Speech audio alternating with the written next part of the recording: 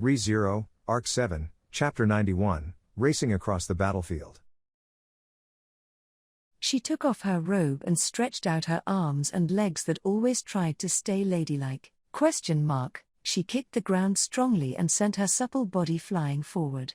The feeling of the gallant golden hair cutting through the wind was pleasant, and she cautioned herself in her mind as she ran across the grass. This was a battlefield, a place where many lives would collide with each other, a terminus for lives that would be scattered. Even though she knew this in her head, the scent of blood that slipped through her nostrils and the numerous fighting spirits that reached her through the air threatened to embolden Frederica, who had turned into a beast. "Frederica, it is unpleasant." Without looking away from her exuberance, Frederica muttered with an emotion detached from her instincts. Fortunately or not, Frederica had not suffered any notable disasters despite being a member of the camp and standing beside the Great Vortex. Certainly, no disaster had passed that was comparable to when the old Roswell mansion burned, where she and Garfield had met for the first time in over a decade, during the fight with Maylie and her female partner at that time.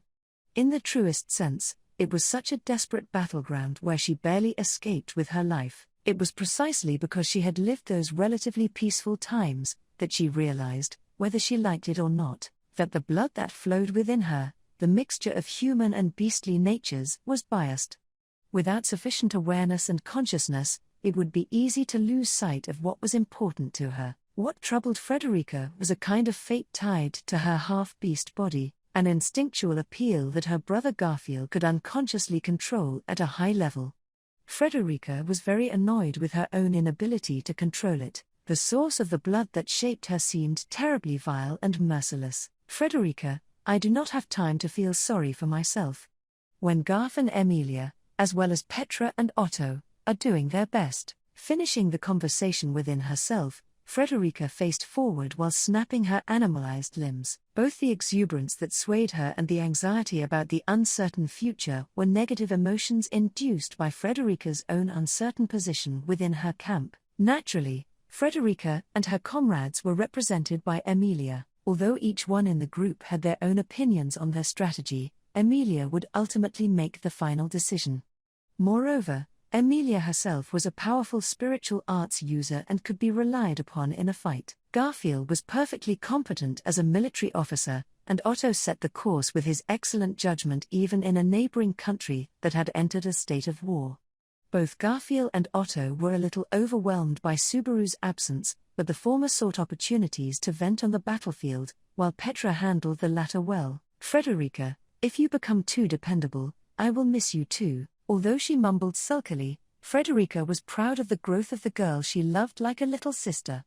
That it was accompanied by a feeling of loneliness was kind of her being softened. Otto, using his divine protection of soul of language and listening to every living thing around the battlefield, had probably gained the most information in this great upheaval. Petra, standing by his side, was applying her newly learned yang magic, which would improve both physical and mental functions, to herself and Otto, reducing the repercussions of overuse of his divine protection while also helping them discern the information he gathered. Petra, who had been learning as a new maid under herself for the past year, had grown incredibly through her own tireless efforts, in addition to her memory and her ability to complete tasks. In terms of her level of growth, she probably was the best in the camp, surpassing even Emilia and Subaru. While still young and forbidden to step onto the battlefield because of her immaturity, she didn't waste away and instead sought a role, supporting Otto, who was in peril, and fulfilling her unique role. She was proud.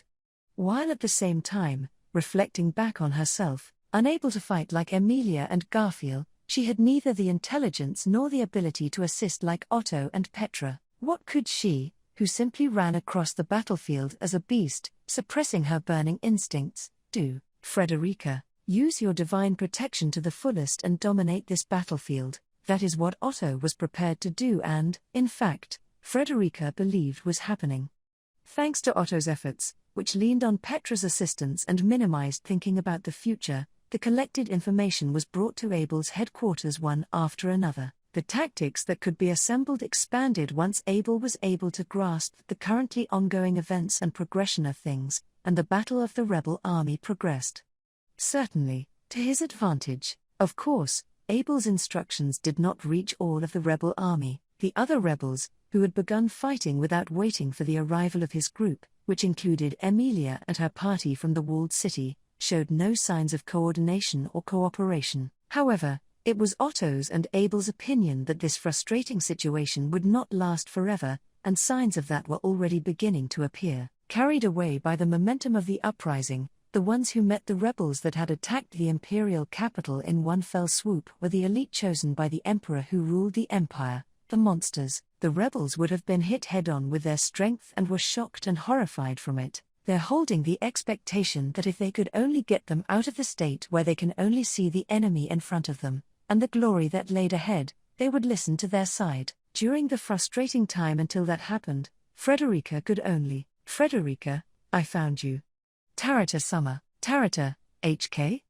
What? A moment later, Frederica rushed over to the person she was looking for in the fast-changing battlefield. Tarata turned around and widened her eyes in shock at the sight of the four-legged beast running furiously, kicking at the grass.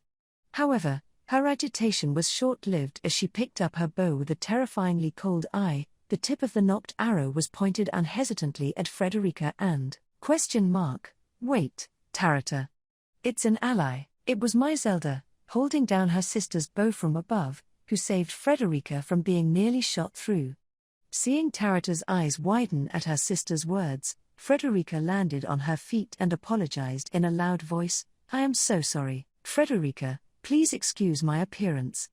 I am Frederica, my Zelda. I see, it's you, huh? That is a beautiful beast transformation. If I didn't know it was you, I'd want to skin you and display your fur in the village. Frederica, I should take that as a compliment, right? Ahem, I have something to tell you. This is a message from the head of the main camp, Abel Summer. Facing my Zelda, who had crossed her arms, Frederica went straight to the point despite feeling troubled by her praise. Frederica turned into a beast and ran across the hellfire raining down on the battlefield, to serve as a messenger. She had come to pass along the information that Abel had scrutinized, which had been gathered by Petra's supporter, Otto. My Zelda, from Abel. What did he say? Wary of the presence of the enemies guarding the star-shaped citadel and its 5 bastions, and fearing a melee with the rebels who had set out ahead of her, Tarata, who had been on the offensive, leaned forward. Although the combat power of the people of Shudrak was threatening, their true strength lied in their ability to fight in groups, and they could only be truly effective when they were prepared for a situation that could be described as hunting. They could not take full advantage of their strength in the field on open land. If these girls could climb over the wall, the defenses of the imperial city would be quickly reduced. For that reason, the selection of the wall to attack was considered important, and that was, Frederica, at the headquarters they have concluded that the 3rd bastion would be one we need to break through the most. My Zelda, the 3rd. Over there? After receiving the message that had been handed down, my Zelda turned her eyes to the rampart in question. In the distance, a group of rebels had taken the lead to topple the walls, one person after another, and attempted to get over the sturdy rampart that protected the imperial capital of Lupagana. However, seemingly slicing through that fervor, blasts and screams mocked these approaches of recklessly leaping in and showed them how mercilessly they would be cut down. There was no doubt that powerful beings guarding the imperial capital were positioned at all 5 bastions. However, the reason the 3rd bastion could serve as a breakpoint was, my Zelda. A stone golem seems to be moving. Tarata, is it the steelman? However, there should only be one of the 9 divine generals, Frederica. Frederica was struck speechless at the sisters that conversed nonchalantly as they gazed at the rampart in the distance. As a half-beast, Frederica currently had better eyesight than usual in her beast form. Even so, she could see nothing other than the cloud of dust that hung over the wall the pair were gazing at. Even though they were a tribe that hunted to survive, she had once again felt disgusted at her lack of ability. My Zelda, Frederica, what did Abel and the others say about the dolls? Frederica, yes, well, Abel Summer said that they were the troops of Moguro Hagane, one of the 9 divine generals. Tarata, 9 divine generals. Gazing off into the distance, Tarata's cheeks stiffened after she heard those words. Frederica painfully understood the reason for the slight tinge of anxiety in her mutterings. Naturally, since Tarata was going to participate in the decisive battle for the imperial capital, she must have considered the possibility of a clash with a member of the 9 divine generals. However, even if one considered the possibility, there was still a certain uneasiness that could not be dispelled. In the same manner, the fear of the Sword Saint remains even if one knew for a fact he was not there. My Zelda, Tarata, don't worry, Tarata, sister. However, it was my Zelda who chuckled at her sister's tense appearance. She clapped her sister on the shoulder so firmly, her powerful eyes shining brightly. My Zelda, even if it's against a divine general, we will never be outdone again. If it's a divine general, I'll make up for it, and if it's not a divine general, then I'll be pissed off.